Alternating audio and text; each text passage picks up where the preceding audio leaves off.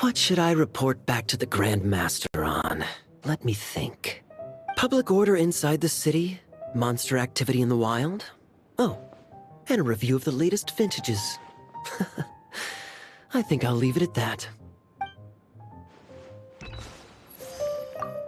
My reply won't be a long one, as usual. I'm sure Varka won't be surprised.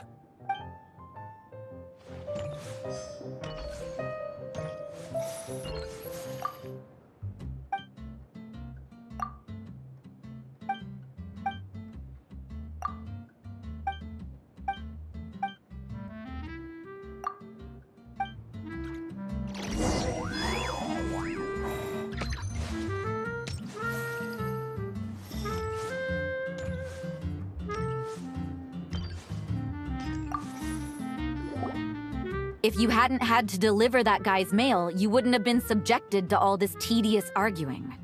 When I write back, I'll tell him to quit making trouble for other people. It's no trouble. Lowen did most of the work. We just volunteered to do the last leg of the journey. Mostly so we could come say hello.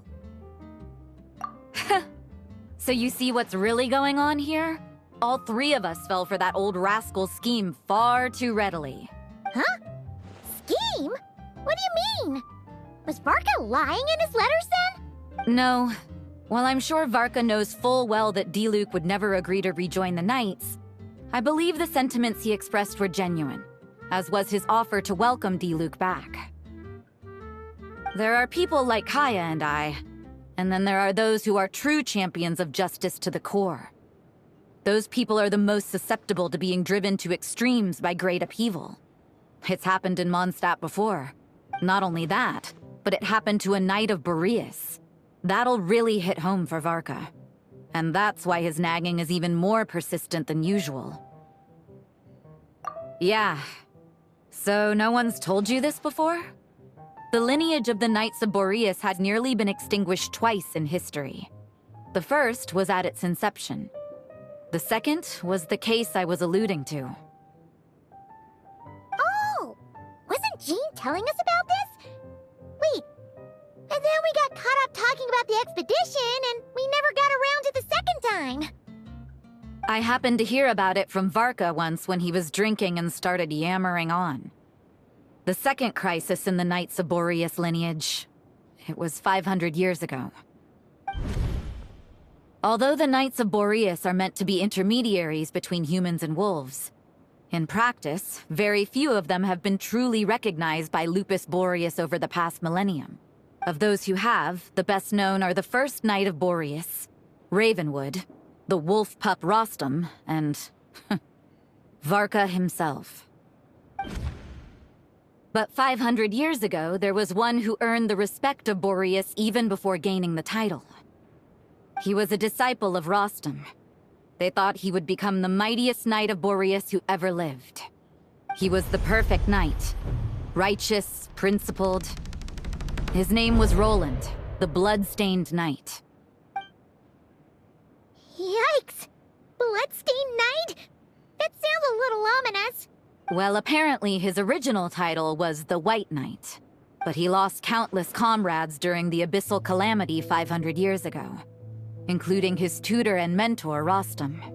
The endless bloodshed stained his sword and armor a crimson as deep as black, transforming the White Knight into the Blood-Stained Knight. After that, he threw himself completely into battling monsters, leaving Mondstadt and the Knights of Favonius behind. To this day, no one knows his final whereabouts. It's hard to say whether the loss of an important figure in his life is what drove him to the point of obsession, or whether he was already too far gone to save. But had he known that the Knights of Favonius would always welcome him back, perhaps things would have turned out differently.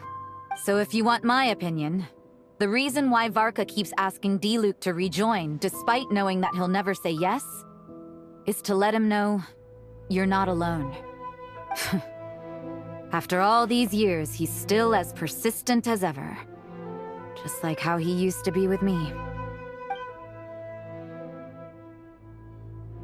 Huh. Turns out Varka's a lot more thoughtful than he lets on. Paimon had the wrong idea about him. Anyway, there's still something about about this whole Boreas business that Paimon isn't really getting. Wasn't Andreas a god in Mondstadt thousands of years in the past? If so, why did Jean say that Boreas and the Wandering Knight only arrived here just 1,000 years ago? Plus, Paimon's super curious about what happened to Roland. That's a great idea! Jean said he hasn't been showing himself much lately, but he always seems happy to oblige whenever you show up. Let's go!